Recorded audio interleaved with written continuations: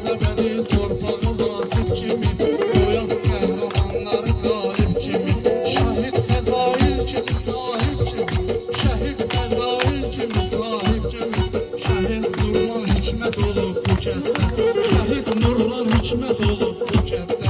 Oğlu var qeyrətli imanlı dandı, onun ölümü fərqli nişanlıdandı.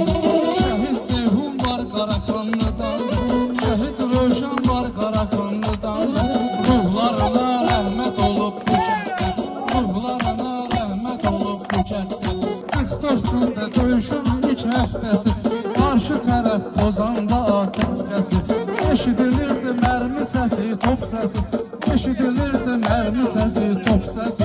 Çox ağır vəziyyət olub bu kənddə, çox ağır vəziyyət olub bu kənddə. Qonaq gəlmişəm bu kəndə mehmanım, bir oğlan var mən də ona heyranım. Qazi Hüseynin adına qurbanım, Qazi Hüseynin adına qurbanım. Əskərlikdə xidmət olub bu kənddə, həmişə toy ziyafət olub bu kənddə. Bu gün Seydə qismət olub bu kənddə.